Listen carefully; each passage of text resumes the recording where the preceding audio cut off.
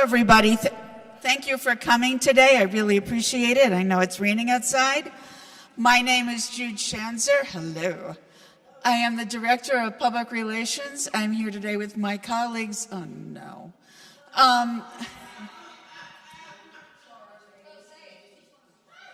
Julia,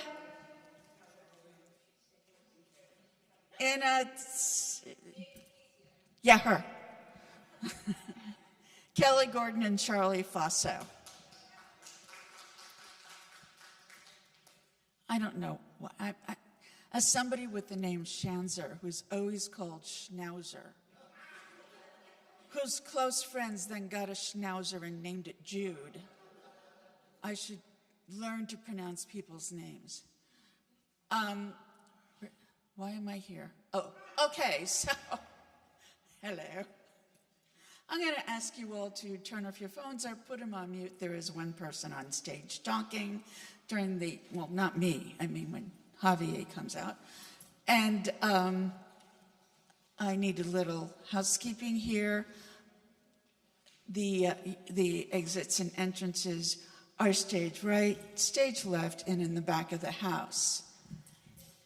I want to say hello to everybody that's on YouTube. Hi. Streaming, and I want to say hello to friends who have streaming or not streaming from Puerto Rico, where it's probably not raining. Hi, Antonio. Hi, Evie. Hi, Antonio's mother. What else? How I met Javier, why he is here. He is an extraordinary man. He is an award-winning professor, an author, a poet, an actor.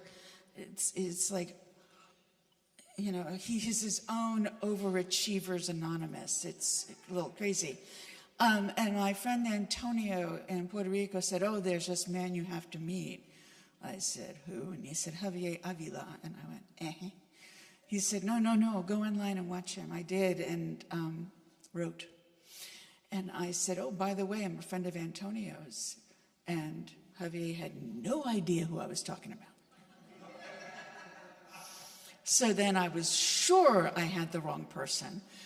I wrote to Antonio and said, is this what you told me to look at? He's like, yeah, okay, all right. Sure I had the wrong person, but I didn't, and we are extremely lucky. This is an extraordinary man, and you're going to have a wonderful time in 2 languages. So you're going to have a wonderful time twice. I introduce you to Javier Avila, who is hiding in the audience.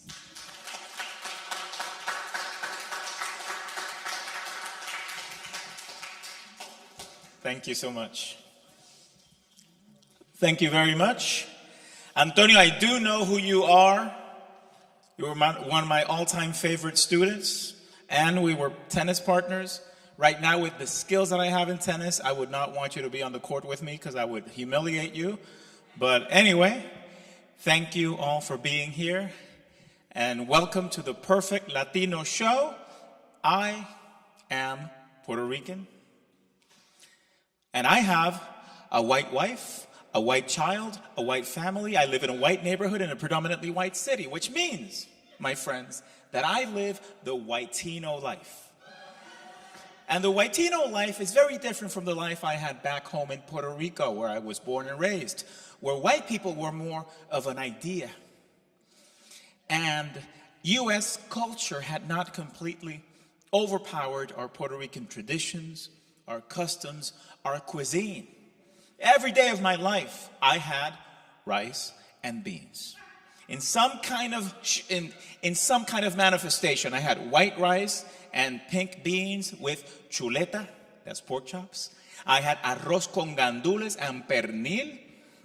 I had arroz manposteado with the beans together and fricasé de pollo, chicken stew.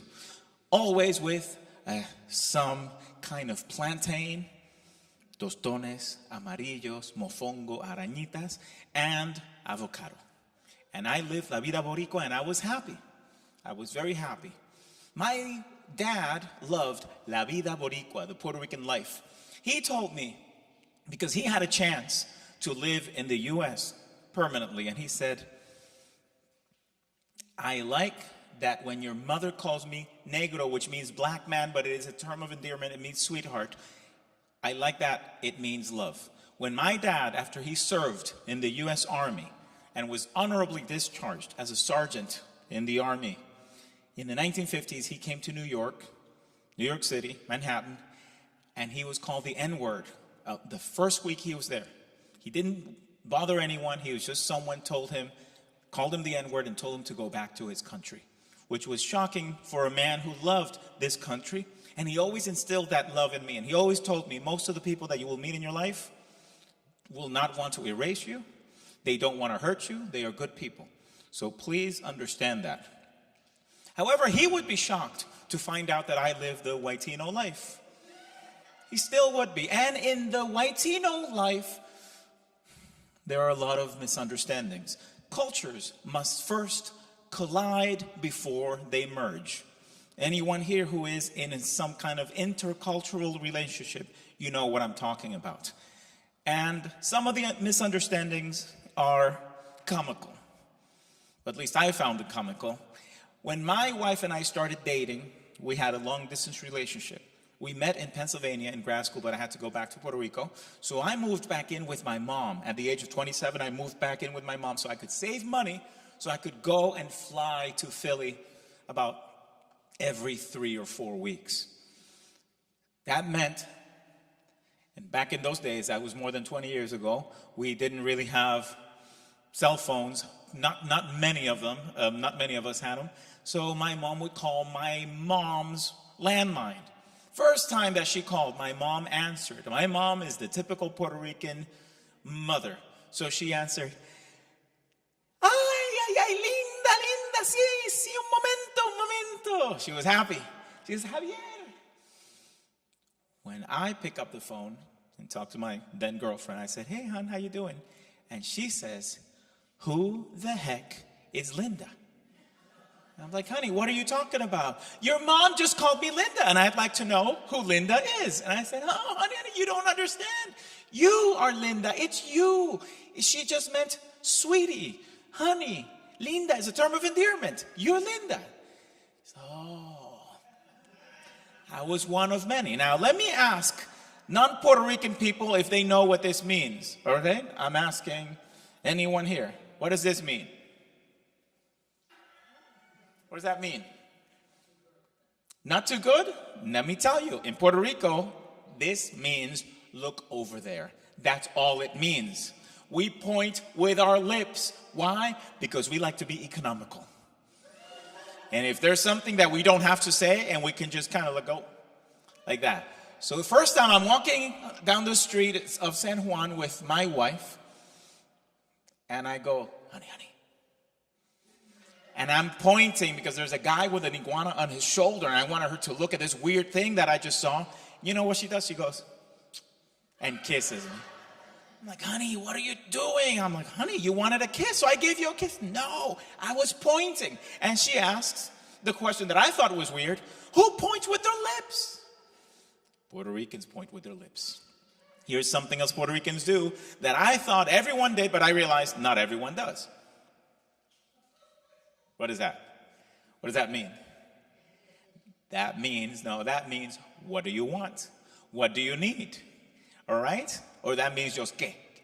¿Qué pasó? ¿Qué pasó? Right? Again, my wife thought I had allergies. I was like, honey, I noticed that you're going through something. So these are the little things, like when I'm walking and she thinks I'm strutting, when I am talking and she thinks I'm yelling.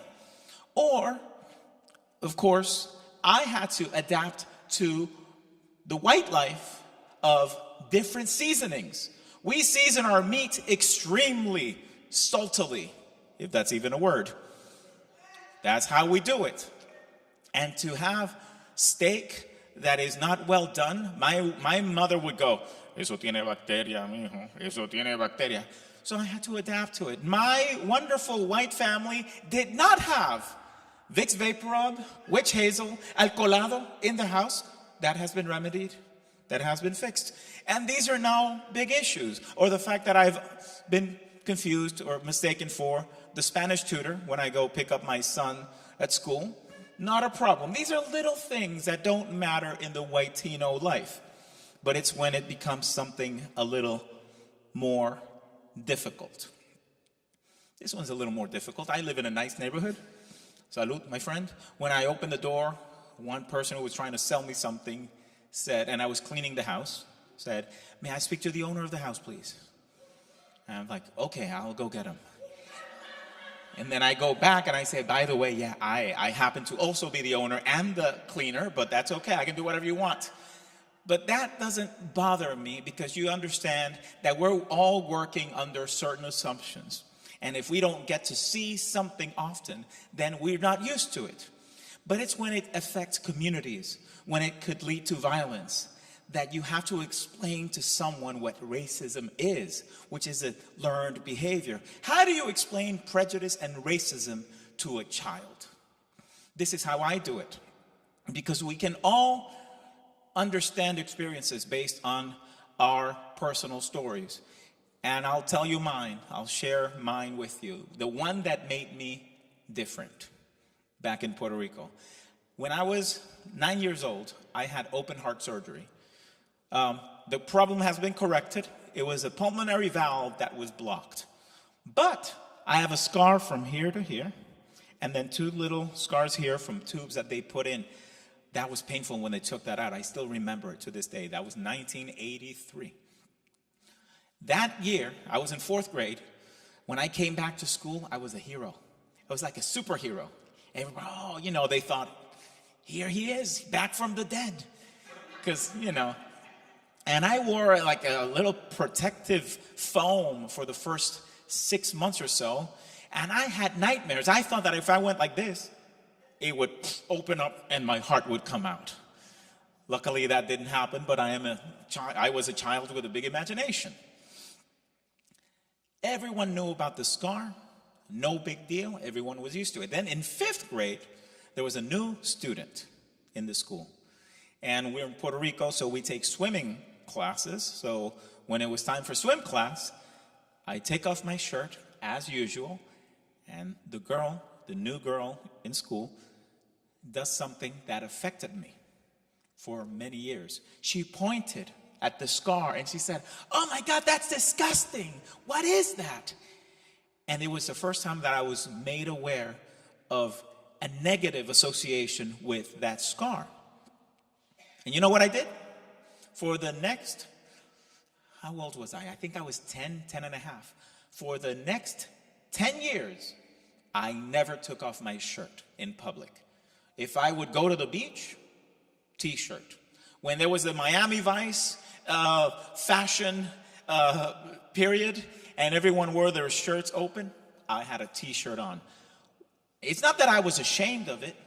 It's that I did not want to be known as the kid with the scar because I was many other things. I was good at math. I was a skateboarder. I was funny. I loved to write. So I didn't want that one thing to be the main issue that defined me. And that is what prejudice is. And that's what I tell my son. When people see you as that scar and not the person, then we have a problem.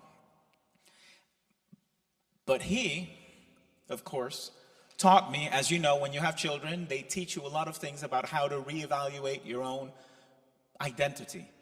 So he taught me something about myself while making me accept and embrace who I am. So I'm going to read you a poem that I dedicate. I wrote it for him and about him, about a weird conversation that we had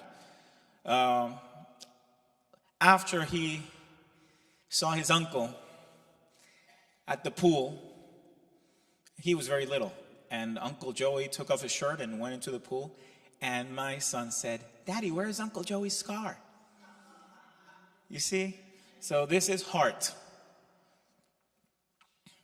In the middle of my chest, there is a scar, the seal of the heart surgeon's work of art, the mark that tells this truth like nothing else. This life is urgent. When you were 5, you asked me if it hurt, and I said no. But once I had a dream, it opened like a zipper, and out came my heart and fell onto the ground. in desperate need of beating anywhere other than my body, replete with blood and fire. You smiled a smile of wisdom, the product of a child who knows too much. And then you said, I know, I was there. I took your heart and put it in my chest. Do you know what that means? I asked.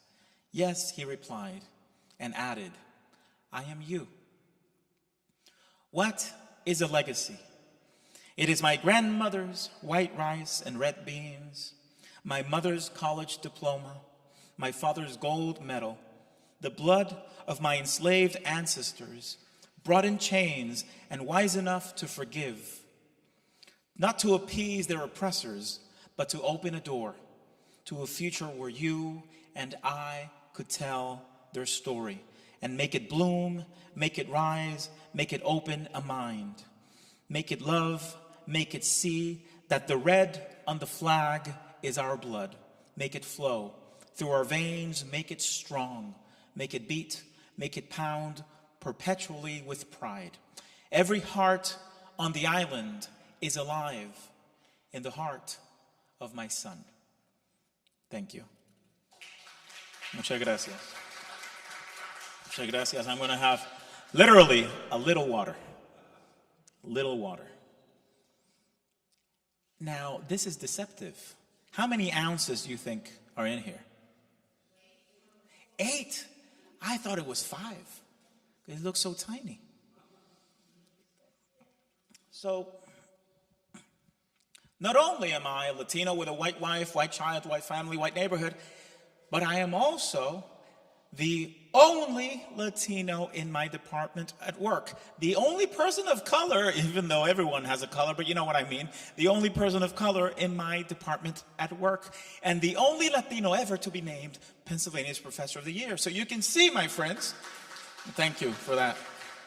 So as you can see, racism is over.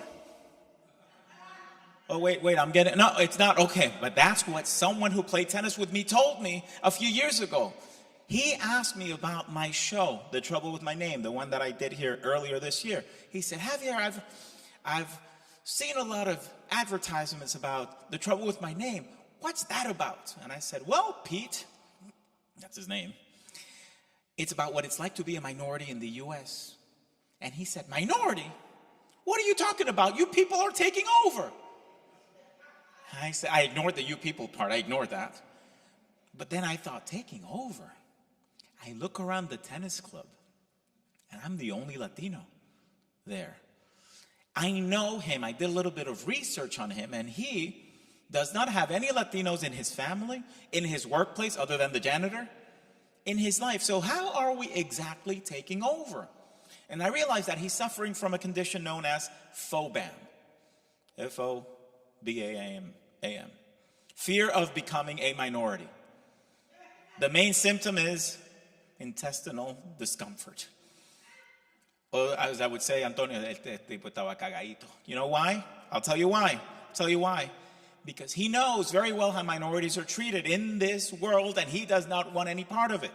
And I know how it works both ways, because I was in the majority as a Puerto Rican living in Puerto Rico for 31 years, and then I became a minority.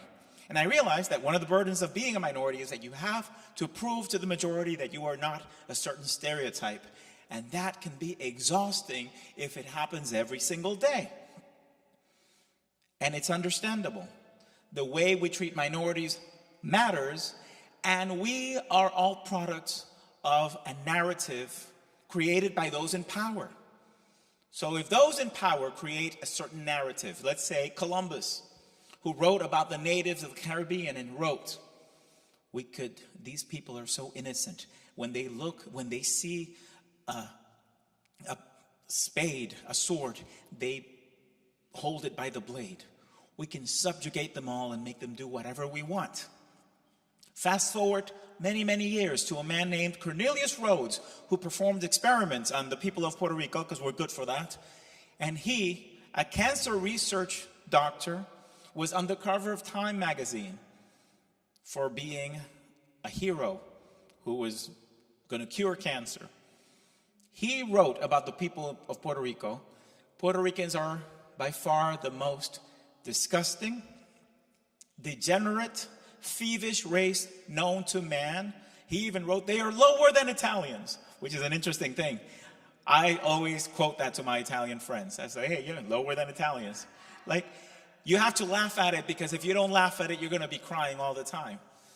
If we internalize all those stories about us, and if we believe the way I did, that we must, let me stop this for a second and say that Puerto Ricans are primarily comprised of three kinds of people: West African, indigenous, meaning Taíno, and Spanish. We are in a culture that embraces the European and rejects the African and the indigenous. So when it happens this way, you get a statement like this from family members. Hay que mejorar la raza. Can anyone say, does anyone know the translation to that? Hay que mejorar la raza. I'll translate it. We have to improve the race. Meaning that if you're going to get married, you should pick someone who's lighter skinned. So that's an internalization of inferiority that happens to a lot of Puerto Ricans. I grew up watching movies. My favorite actors: Robert De Niro, Al Pacino, Gene Hackman, Jack Nicholson, Dustin Hoffman. Great actors. What do they all have in common? They're not Latinos. No son Latinos. I saw Pacino in Scarface playing a Cuban, pero no es Latino. I saw Pacino playing a Puerto Rican in Carlitos Way, no es Latino. But when you want a Latino, you get Pacino, right? You get Pacino. But all that stuff works in your psyche and makes you value a certain kind of person and devalue the person that you actually are, so it confuses you. Because here's what I did when I saw the movie Ghost with Patrick Swayze. I said, that's me. I am Patrick Swayze. But the world did not see me as Patrick Swayze. The world, if it saw me at all, saw me as the dude who killed Patrick Swayze, Willie Lopez, that Puerto Rican guy, right? Even though they should have picked a better looking actor. But anyway, when I would see James Bond, I said, that is me. I'm James Bond. Right? Many, many years later, after making that statement about me being James Bond, I'm being introduced as the keynote speaker at a prominent university, and the provost says, upon seeing my picture on the big screen, look at Javier. He looks like a Latino James Bond. And everybody enjoyed it, and I went like, why did I not think of adding the word Latino to me thinking that I looked like James Bond? It didn't occur to me. It's not that I didn't see it. It's that I didn't value it. And I didn't want a part of it.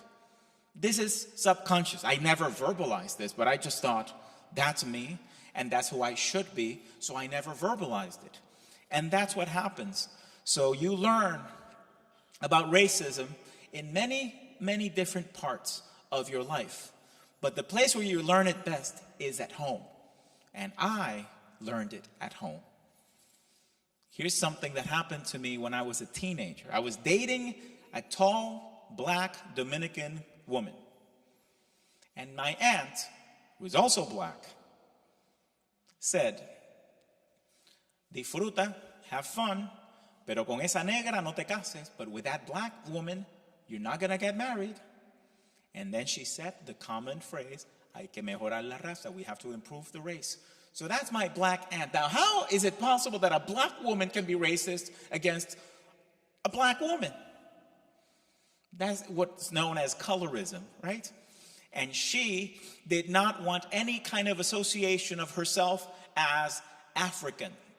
My mom, an educated woman, master's degree, public school teacher for many years, said to me, without a hint of irony, I am happy, Javier, that you have a tiny little nose and that I have a European nose. She said it with pride. And that neither of us has your father's African nose. Okay? So these are things that you learn little by little, little by little. So what happens is that then when you move from the island to the mainland, and you are the minority, and you are considered the dark one, you wonder if you're good enough. You wonder if you're worthy enough because you've learned to hate something that is within you. So that had to come out. And you have to relearn and devalue the hatred that you may have had for yourself and embrace the beauty that is being a multi-racial human being. There are people who still live the lie and who want to fit in so much that they want to abandon their roots and embrace and pass for something that they're not, which is, to me, the biggest tragedy. Because there is no white person that I've ever met that considers me white. And that is not a negative thing. That is like, yeah, you're golden brown, and that's who you are. I am what a lot of people who go to the gym want to look like. Right? People come out of the tanning booth, oh, I got it. Oh, look at you, you already had it. Yes, I already had it. This tan does not go away. And I've learned to embrace it, but it took years. So this poem that I'm going to read is about the wannabe. That's where the concept, the perfect Latino, comes from. The perfect Latino really does not exist, but if it did, if he did, or if she did, it would be a non-Latino. The problem with this is that we can never be free if we are always hiding an essential part of who we are.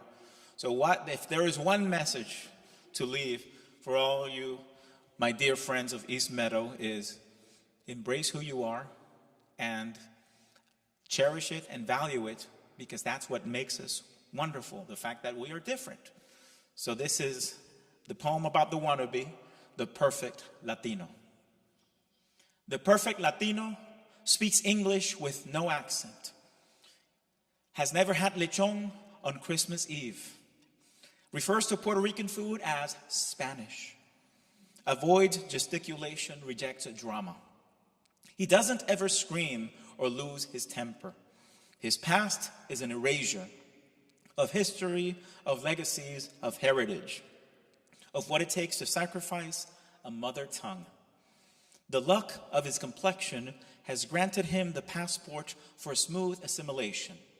He passes, he behaves, and even though his mother named him Jorge, he's George, or Georgie if you met him at the club. He yearns for the familiar taste of peanut butter, jelly, Wonder Bread, the sweet and salty perfect taste of a childhood away from any island. Well-pressed, clean-shaven, dapper, dimpled tie, white shirt, white pocket square, a hot white chocolate mocha in his hand. He goes to work and follows every rule. When a friend asked him if he is Latino, he said, no. And I think you mean Latinx, or at least that's what I've heard. No irony escapes his lips when he says privilege is a myth. He bought the dream. He bought it long ago. So long ago, in fact, that when he hears his co-workers speak ill of immigrants and aliens destroying the economy, stealing jobs from good folks, infiltrating their neighborhoods, and ruining towns and cities with their presence, he thinks they couldn't possibly be talking about him. Thank you. Muchas gracias, gente. The one thing that I miss, because I have adapted to the North, I've been living in Pennsylvania for almost 17 years, but the one thing that I miss when it's Thanksgiving is having the turkey stuffed with rice and beans and sometimes with ground beef and bacon. You put like the cow inside the bird, which is unusual, right? But it's okay, because the lucky thing for me is that I know how to do all that myself, so I don't have to ask anyone, I can do that. So, it's funny that even though there are so many Latinos and Latinas all over the U.S., we are still considered a minority. Even though there are places where we are indeed the majority. California is one of them. Former Mexico, California is one of them. The school district in my son's school is majority Latino. So it's very interesting that we're still considered the minority. And that's because we lack visibility/representation where it counts. Because we do have representation, but not always where it counts. Where does it count? Well, education. The first teachers that you have, other than your parents, will determine your entire idea of your educational system. Some kids in the Allentown School District, which is 74% Latino, some kids go through all their years of school without ever having a Latino teacher, which is a tragedy when you think of it. But most importantly, because one thing, we cannot really just suddenly put 74% Latino instructors there. That's not possible. But the biggest tragedy is that they don't see themselves represented in the literature that they read, for example. And it would be good for them to at least have 10 or 15% of the books they read reflect something about their lives. Faculty representation. I want you to take a guess. I live in Bethlehem, Pennsylvania. The population in Bethlehem, Pennsylvania is about 24% Hispanic. The population in my college of the students is 22% Hispanic. What is the percentage of the faculty that is Hispanic? 1%. You're right, my friend. 1%. How did you know? Because usually people say 5, and I go, 5? You're talking about, oh my God. There's me, and then there's the math professor, Alex, and we get mixed up. They have congratulated him on some of his literary awards, and they have asked me questions about discrete math. And I say, discrete math, 2 plus 2 is 4. Shh, don't say anything. I don't know what that is. I stood up at a meeting and I said, and this was when we were 20% Latino, not 22, when we were 20% Hispanic, I said, that this was with faculty and staff. Considering that we have 20% of our students that they're Hispanic and only 1% of our faculty is Hispanic, how can we get rid of 19% of our students? Nobody enjoyed the joke the way you're doing. Nobody enjoyed it. Everybody went like, oh my God. And I'm like, no. But if not, at least a familiarity with the stories would help. The curriculum is a good place to start. I graduated from the University of Puerto Rico with a bachelor's in American literature. I was interviewed by a reporter from UPR because I published my first book back when I was a young lad. And she said, who are your literary influences? And I'm like, I'm ready to name drop right here. Here we go. Walt Whitman, Dostoevsky, Charles Bukowski, Theodore Roethke, Robert Frost. Once again, sir, what do they all have in common? White dudes, white dudes. Nothing wrong with being a white dude. My father-in-law is a white dude. I was a white dude for 31 years. I know what it's like. There is nothing wrong with being white. But what was wrong with my statement? That I had an incomplete education. And that I was Puerto Rican in Puerto Rico, and I did not even mention one Puerto Rican writer, one Latin American writer, one female author, one African author from all the African countries that I could have chosen, a Middle Eastern author, an Asian author. You see how incomplete my education was? Yes, it was a bachelor's in American literature, but I had at least 5 different courses in world literature, and I couldn't mention one. The system is designed to make some people invisible.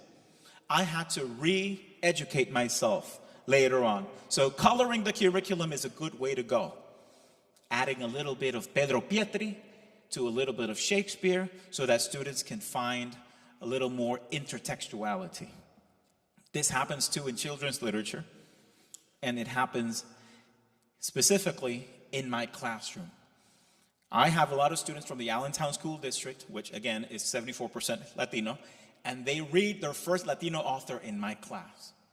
So imagine a 19-year-old, a 20-year-old reading a Latino author for the first time formally in his second year English course. One of my students, after we discussed Pedro Pietri's Puerto Rican Obituary, which is a poem that talks about this migration that occurred in the mid-20th century, in the 1950s, 1960s. All these Puerto Ricans came to New York primarily to work the lowly jobs in factories, making really just very low wages and working 16-hour days and being called lazy and feeling that they had no power. And they are all trying to achieve the American dream, and they are pitted against each other. Rather than building a community, they're thinking, you speak broken English better than my broken English, therefore you're going to get ahead. You make $1 more than I make, therefore you're going to get ahead. They thought there was only room for one at the top. And it happens. It happens even nowadays. 4 years ago, I was interviewed, interestingly enough, in Georgia, after I did my show in a theater. And one of the statements from the interviewer was, it was a compliment, saying, "Oh, Javier, I like that you blend comedy and poetry in your show. And I like that you talk about what it's like to be Latino in the U.S. Too bad that John Leguizamo is already doing this." And I thought, oh, interesting. Because I didn't think that he and I did the same thing. And I didn't know that only one of us could succeed. But I wish I could speak to that reporter and say, hey, I've done 350 of these all over the U.S. and I keep going.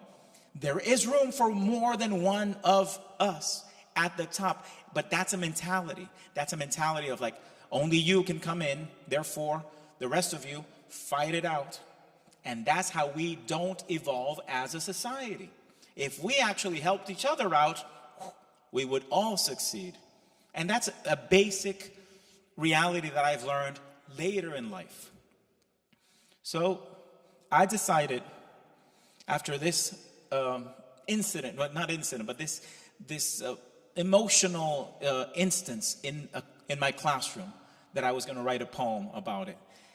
This 19-year-old student came up to me after we discussed Puerto Rican Obituary with tears in his eyes.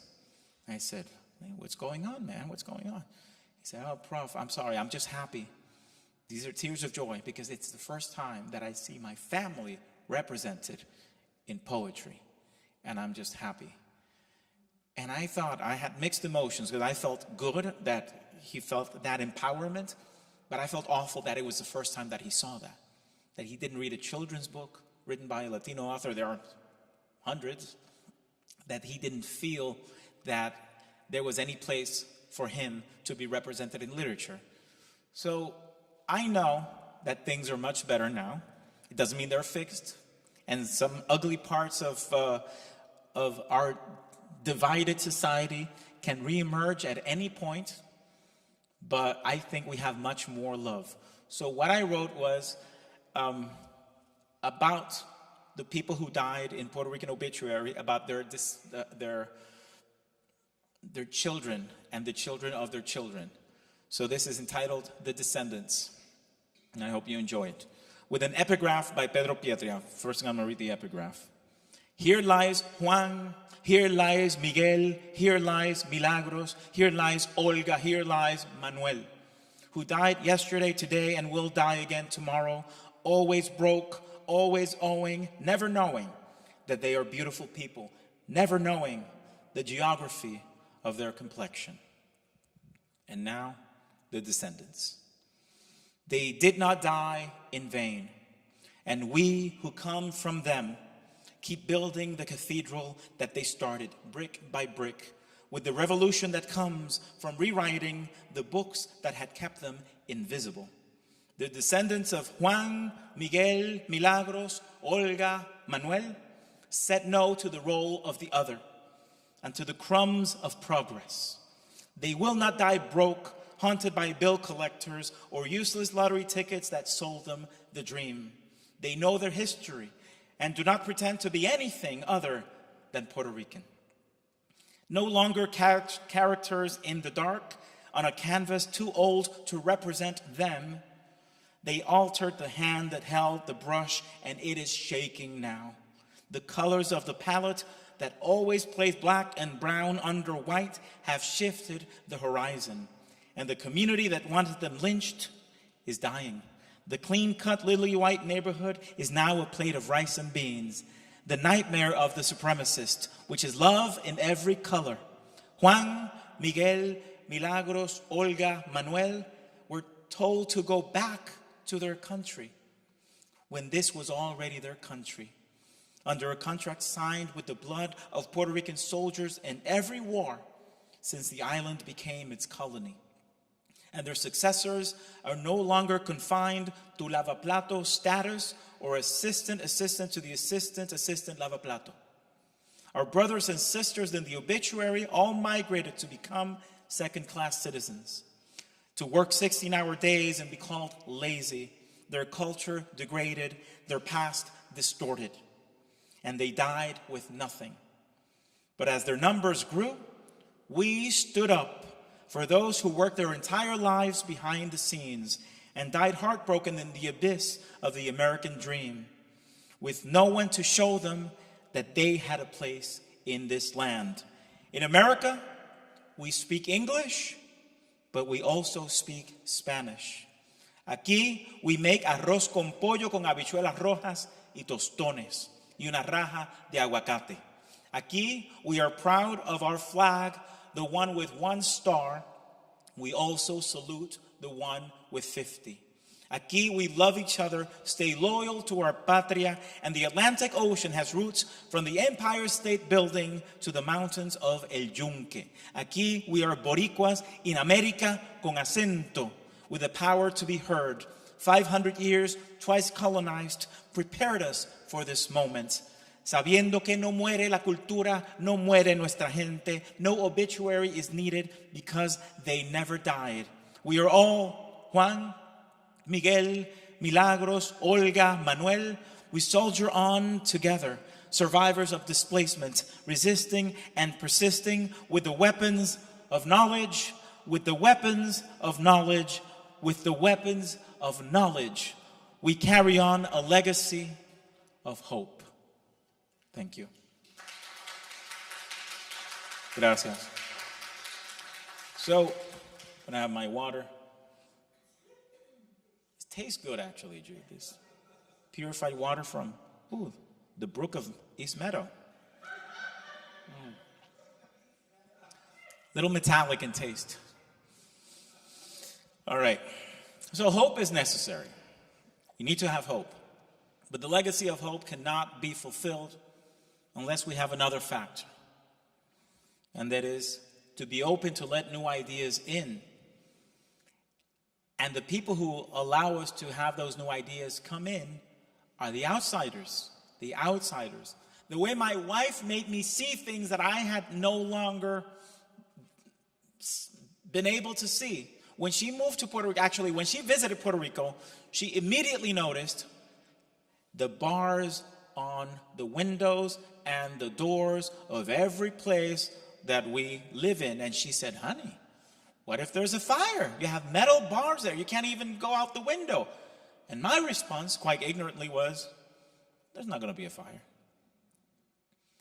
We live behind bars in the metropolitan area in Puerto Rico because we think there's crime. We're better protected without them. But she made me see something that I just did not see. Because the best way to make something completely unseen is to get so used to it that it becomes your norm.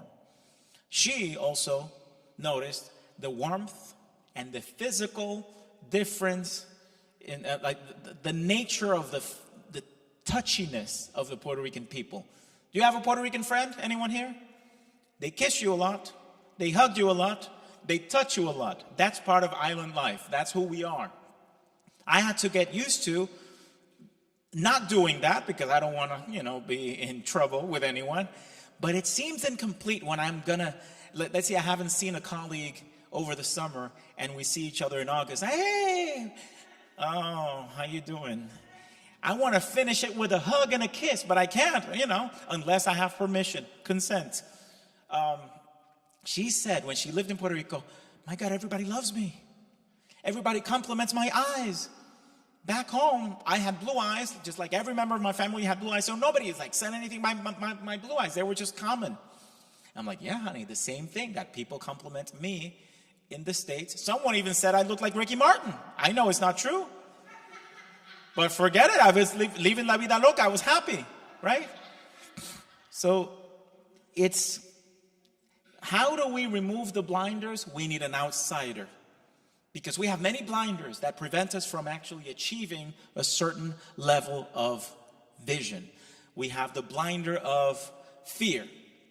That's an easy one, right? We are pitted against someone else. We are told that's your enemy. They look different. They speak another language. They act differently. Watch out. They're going to take your stuff.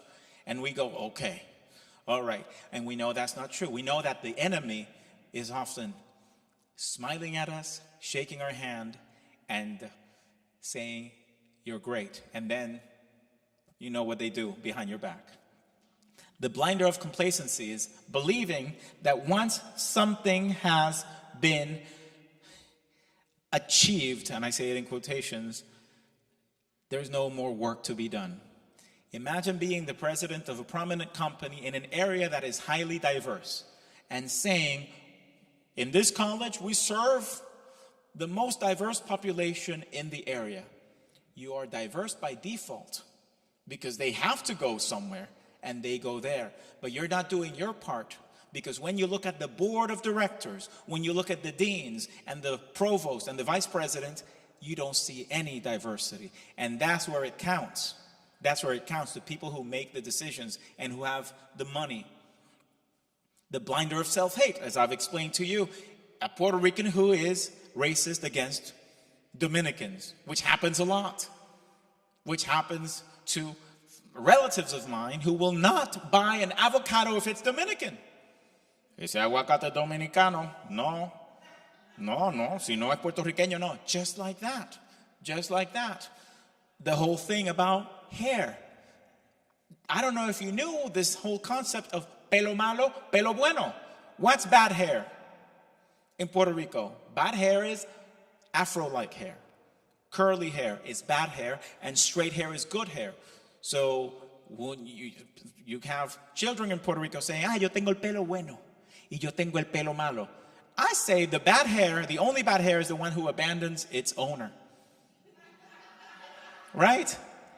And we don't want that hair because it was bad anyway, right? So off you go. Keep me my good hair over here. So that happens. The blinder of saviorism is an interesting one. If you portray people as victims constantly, and then you feel, I am going to help you so that you can get ahead in life. Let me help you. Let me get you some clothing. By the way, let me take a picture and put it on Instagram so that people know how much I'm helping. Right? I am saving you. Saviorism means you don't see yourself as an equal to that person. We don't need saviors. We need allies. It's a very big difference.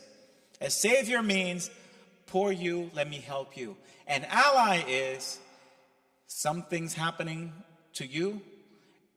It is in my interest to help you because that could be very well happening to me because we are the same. And an attack on you is an attack on me. An attack on anyone here is an attack on everyone. If we see each other that way, then we have reached true allyship. We're not there yet, but we're hoping to get there.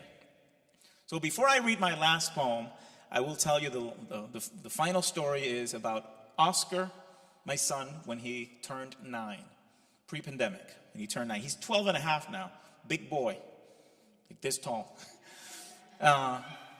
And he said, we always give him a choice when he has a birthday. We said, Oski, do you want a birthday party or an adventure? Why do we make him pick like that? Because we don't want to have people in the house making it dirty, children. Yeah. So he almost always picks the adventure. And that year was no exception. He said, oh, Daddy, I'm picking an adventure. I'm like, all right, look up something, a place that you want to go to. We'll spend the whole day, but it has to be within like 90 minutes. And he said, I got it. We're going to the Museum of Illusions in New York City. I'm like, why? What's in there? Oh, there's several rooms where you have optical illusions where you go on one side and you look like a giant, and you go on the other side and you look very, very tiny. And then there's a room where there's a lot of mirrors and it's like you're multiplied, like you've been cloned. And there's a room where you go under the sink and you pop your head out and it looks like you've been decapitated. And I said, decapitation room, Oscar? We're going. We're going. So we go there. We're very happy driving there. We get there and we realize that there's a long line. He tells us it's going to be an hour and a half. I'm like, oh. But we're here already, so we wait. We wait. As we're waiting, we look around and we notice quickly one simple fact. Everyone there is black, or Afro-Latino, which is still black. Except, and I'm going to say it was summer, it was close to summer, so I was darker. So I told my wife, hey, honey, you're the minority now. Look around. And she smiles and she goes, yeah, that's right. We're always noticing this stuff. We said, let me ask Oscar to see what his reaction is. Oscar, look around and tell us, what do all these people have in common? He looks around. He says, oh, I got it. They're all very excited. It's not that he didn't see it. It's not that. He's seen it. His best friend is black. He's seen it a lot. He's seen it so much that he can go past it and talk about something else, because to him it's a non-issue. We go in, we go to different rooms, and then it's time to go to the decapitation room, and he's excited. But as soon as he's thinking he's next, but he just cut in line. And they say, oh, honey, it's going to be 30 minutes. And he goes, oh, daddy. I'm like, it's okay, we can wait. And at that moment, a black woman and her son notice, and the mom says, young man, come here. Oscar goes over. I'm behind him. We're about to go next. If you want to come in with us, you can. And Oscar says, Daddy, is that okay? Yeah. The little boy tells my boy, they were both wearing red shirts, which is common for 9-year-olds. They like red. The little boy tells my boy, we can go in. We can say we're brothers. And Oscar said, yeah, let's go in. They go in. They have a great time. They take pictures. They take turns doing the decapitation thing. And they have a great time. And he taught me something interesting. We're all brothers and sisters.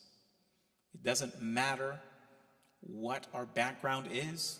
We're all really from somewhere else. That's what America is. We are all from somewhere else.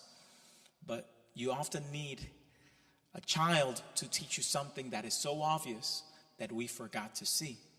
We can be proud Americans and proud Puerto Ricans, proud Americans and proud Italians, etc., etc., etc. We can embrace all of it, and that is what makes our country wonderful. So with that in mind, I'm going to read the last poem, and then I'm very happy to answer any questions.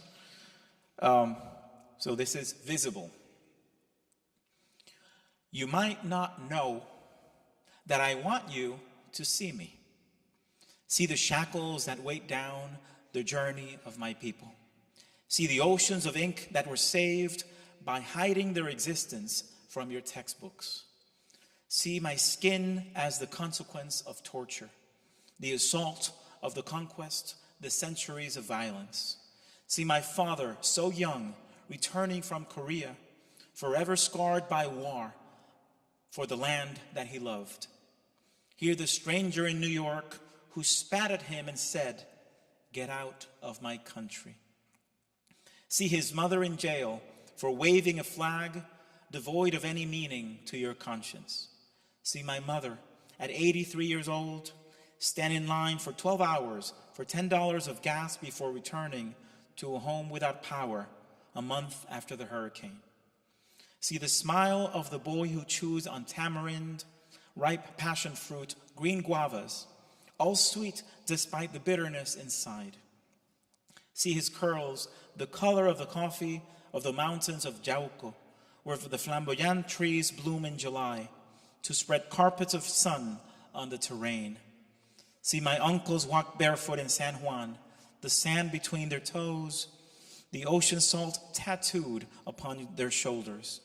And see them run as Abuela says, the food is ready, fricasé de cabrito y arroz blanco, the same that she would cook for Don Pedro.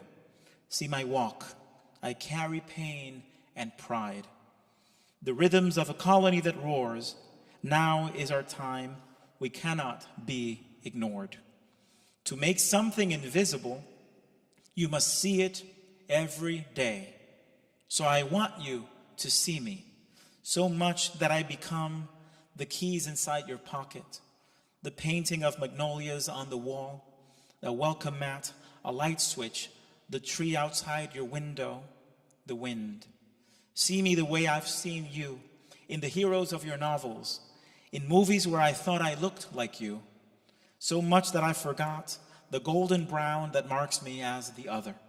See me as I see you, so that when one of you shoots someone, I do not think of all of you as murderers. So that when one of you hates me, because I utter syllables in languages you struggle to retain, I will not think that all of you are hateful. See me now, my name, my grit, my love, my light, my joy, my heart, my people as your people, my child, the way you see your own. Thank you. Thank you very much. Muchas gracias. Thank you, Jude, and everyone at East Meadow Public Library for this lovely invitation. Oh, we have the first question us ready. That's incredible.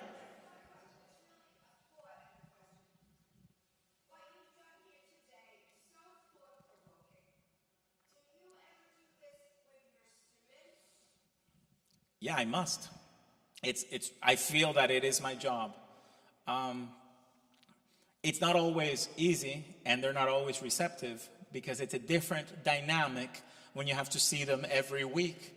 Because it's one thing if I do this, and let's say one of you did not like it, okay, we won't see each other again. But then I have to come back and see the student who probably was offended by something I said. So with them, it's more of a, I take my time to deliver these truths, but I believe it's part of my job as an educator. I think most of them do. I think so. Plus, I am a clown by nature, so I always I care more about my students enjoying the class than learning, if that makes sense. I'm kidding. I want them to learn, but I'm practicing jokes on them too. So I would say 95% of the students love the class, and they come back for more.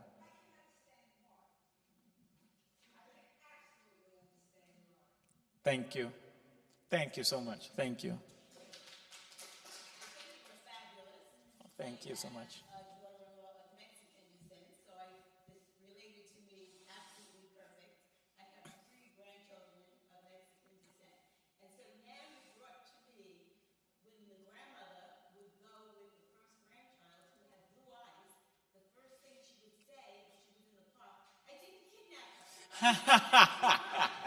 And you just brought this right to me, that my grandmother is now 30 years old, and we laugh about this all the time, because Alicia would say, she's mine, I didn't kidnap her. And I would think, Alicia, why do you have to say that? She said, Barbara, I do. They would think that she's not much grandchild. And it only takes,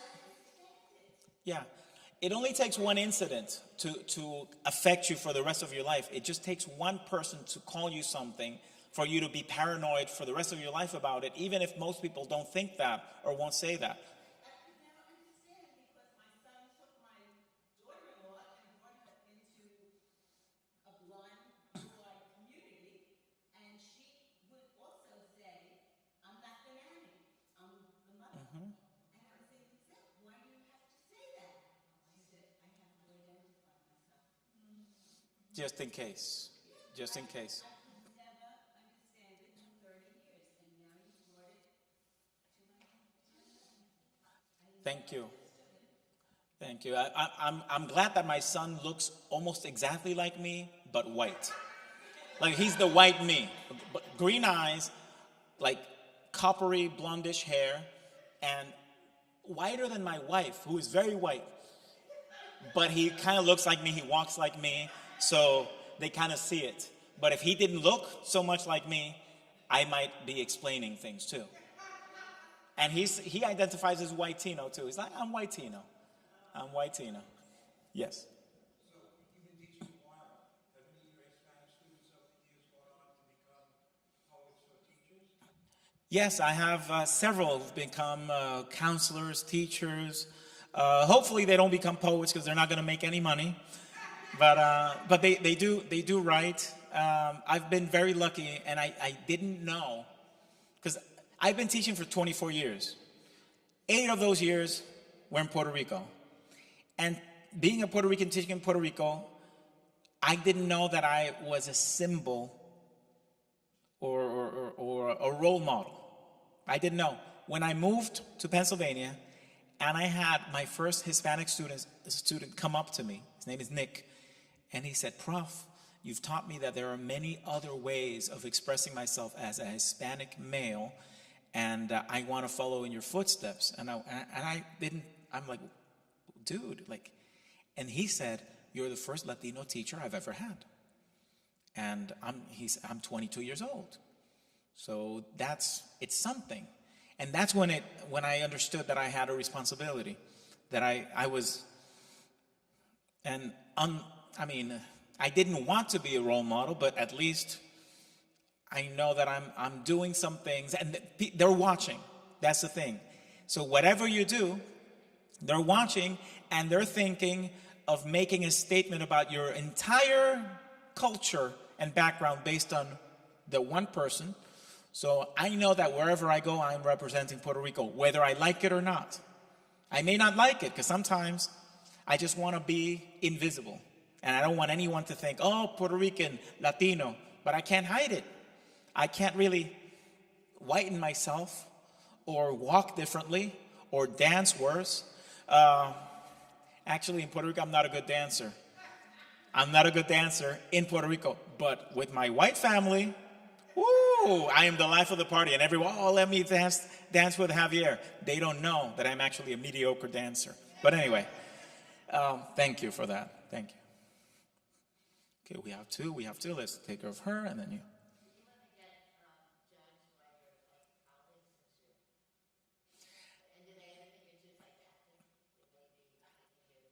I have not. I have had the privilege of having colleagues who are very supportive. So if they haven't told me. But I work at a community college, which is different from a 4-year school in that everyone wants to help each other out. The egos go out the window because everybody's teaching 5 classes and we're all about helping the students. It's a challenge because we have a very diverse student population, and I'm not only talking about race. I'm talking about, in this semester, I have a 14-year-old student and I have a 72-year-old student. And I've had up to like an 83-year-old student, a widower whose wife died the semester before, and it was creative writing.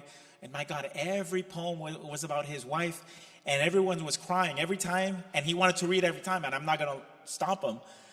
And I said, well, how can I? Because we're all suffering from this. Let me see if I can brighten his life. And I said, okay, the next poem, we're going to write about fruit. Yeah, pick your favorite fruit. And he writes his poem, Oranges. And I'm like, all right, good.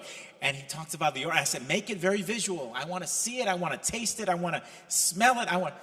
And he starts talking about oranges. And of course, that is his wife. And I just dream of having oranges with my wife. And I'm like, oh, there you go.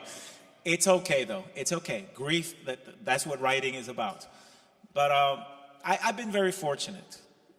Every now and then I get in trouble, but my mom always told me, if you're a teacher, you're a troublemaker.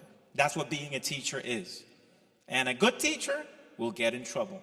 Because if this is happening in the classroom, if everyone is agreeing, then learning is not happening in the classroom. There has to be some kind of like, oh, I'm not comfortable with this yet. Let me hear more about it. So you have to, it's a fine balance of presenting them with uncomfortable truths, but also making the experience palatable. So thank you for that. Yes.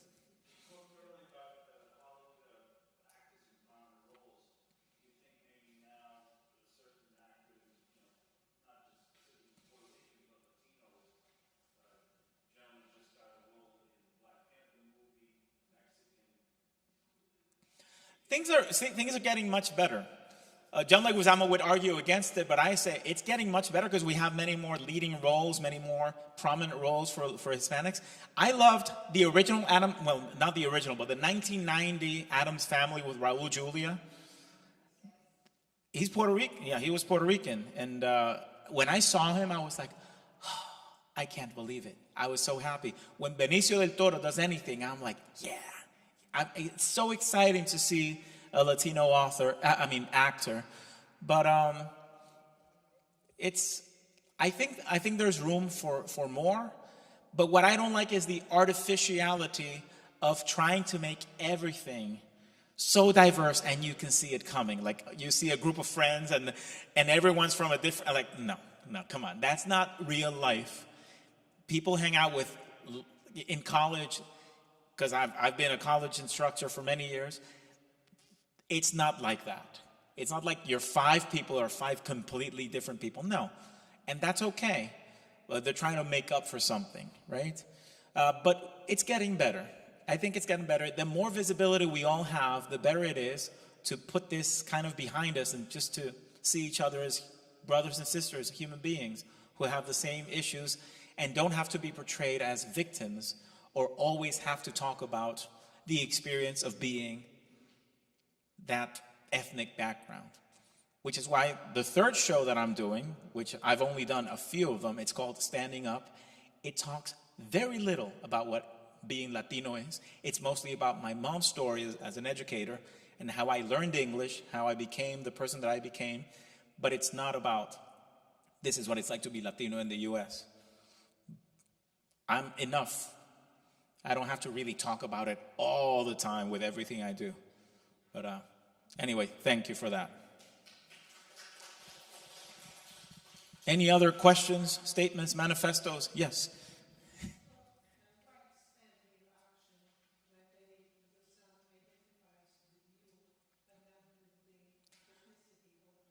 Well, he identifies with them too. So that's the funny thing. He knows he's also Irish. He knows he has some Polish in him, and he's Puerto. So he identifies with both. And his name is Oscar, which is it's a great uncle name.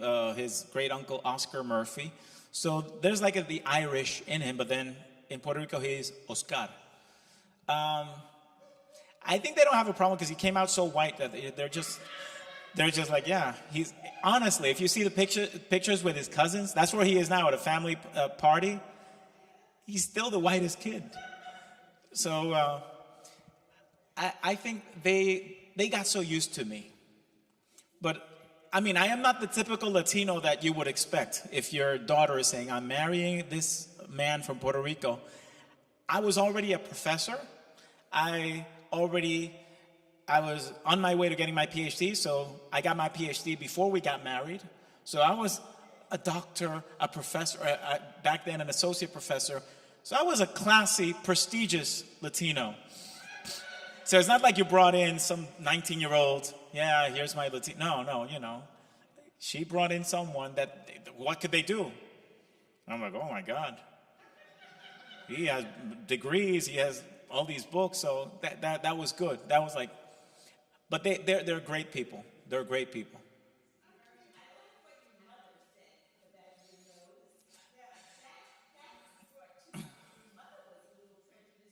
A lot. And all those prejudices are coming back.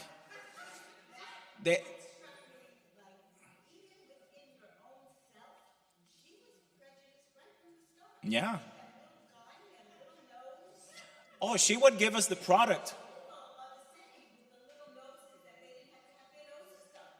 Yeah.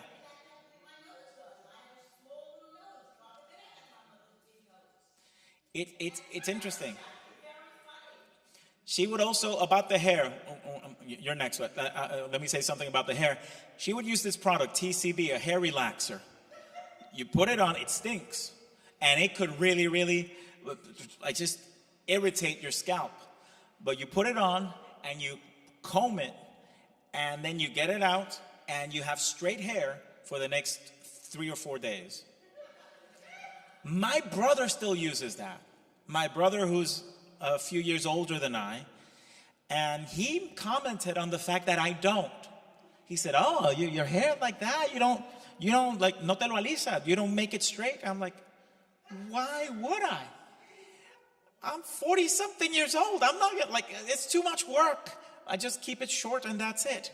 But that's the whole thing about pelo bueno, pelo malo. So you start thinking, this hair is bad, so I have to change it into good hair. And it makes no sense. Because my wife, the first thing that she did is, when she had enough, after the first few dates, she said, "You know what, honey? You don't need all that gel in your hair. I used to just put so much gel and slick it back. You don't need that. Just go without the product. You look better." And she was right. Sometimes you need someone to tell you, the outsider to tell you, listen, you don't need to do all that. You're good the way you are. And I've accepted that. Yes. Grad school, the first time I ever cut class. Only one time. It's funny, it was destiny. Only one time I was like, I can't take another class because I have too much work to do, if that makes sense. Too much work for this class, so I cannot take the class. And I see her outside on a rainy afternoon in Indiana, Pennsylvania, and I go up to her with the lamest line ever. I said, "Who are you? Who are you?" And she said, "Oh, I'm just tired of this rain. It won't stop raining." And I'm like, "Well, let's go." And I said, let's go get salads. And she said, "Should we get a beer too?" "Yeah, you get a beer. I'll get a juice because I don't really drink." And that was what I call it, the one night stand that lasted 20 years. We're still together. So, all right. One final question, yes.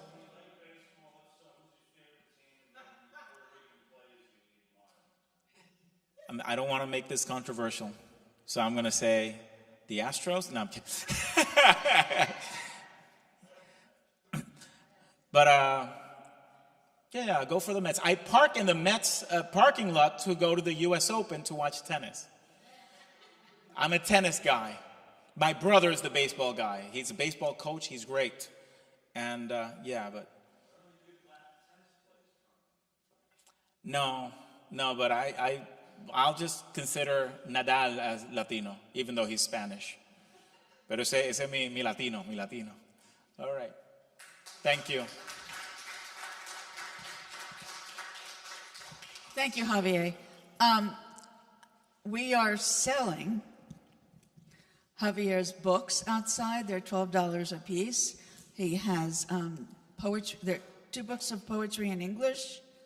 It's 1 novel in English, 1 book of poetry in English, and 1 book of poetry in Spanish. Which is my daughter-in-law's Christmas present. So, my daughter. Thank you all for coming tonight. We really appreciate it. Well, this afternoon. Be careful driving home. It is raining, and I cannot thank you enough.